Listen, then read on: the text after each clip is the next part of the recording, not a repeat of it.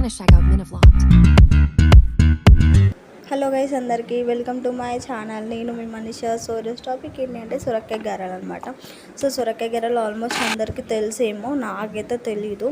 So recipe ఏంటి అంటే సొరకాయని తురుమాలి అనమాట. సో తురుమనికి మేమేం చేసినాం, తురమవచ్చు అండ్ మిక్సీ పట్టవచ్చు. సో మేము మిక్సీ పట్టినాం సొరకాయ, అండ్ మేము ఒక పెద్ద సొరకాయలో సగం చేసి వేసుకున్నాం అనమాట.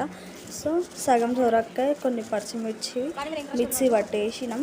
ఆ తర్వాత కొంచెం కలిపి దాంట్లోనే బియ్యం పిండి జల్లెర పట్టేసి కొంచెం ఓమా నువ్వులు వేసి కలిపినాం అనమాట. సో ఓమా నువ్వులు జీలకర్ర కూడా వేయొచ్చు, కానీ మాకు అక్కడ ఓమా నువ్వులు మాత్రం ఉండే కలిపినాం. కొంచెం అల్లం, కొంచెం ఉప్పు వేసి మొత్తం మంచిగా కలపాలి. అండ్ ఇంకోటి ఏంటంటే దీంట్లో వాటర్ పోయే అవసరం లేదు, ఎందుకంటే సొరకాయ నీరు వస్తుంది కాబట్టి మనకు అవసరం లేదు. సో ఒకవేళ సొరకాయ నీరు అనేది పిండికి సరిపోతే కొంచెం వాటర్ పోసుకోవచ్చు అప్పుడు. సో మాకైతే సరిపోయింది సొరకాయ నీరుకి మొత్తం పిండి. సో ఇంకోటి అట్లా మొత్తం కలిపిన తర్వాత నార్మల్గా ఆయిల్ ప్యాకెట్ ఉంటుంది కదా, సో ఆయిల్ ప్యాకెట్ తీసుకొని దాన్ని కట్ చేయాలి. ఇక గారెలు చేయాలంటే ఇక మనకు తెలుసు కదా, ఆల్మోస్ట్ అందరికీ తెలుసు. సో నాలాంటి వాళ్ళు ఉంటారులేండి తెలియని వాళ్ళు, సో నాకు తెలీదు.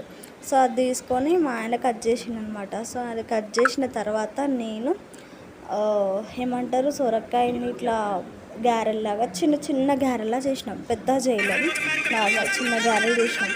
అండ్ ప్యాన్ పెట్టుకొని ప్యాన్లో ఆయిల్ పోసుకొని ఆ చిన్న చిన్న గారెల్ని కాల్చిన అనమాట. సో చిన్న చిన్న గారెలు చేయొచ్చు, పెద్ద కూడా చేయొచ్చు, అది మీ ఇష్టం. కానీ ఇది చిన్న చేస్తేనే బాగుంటుందంట.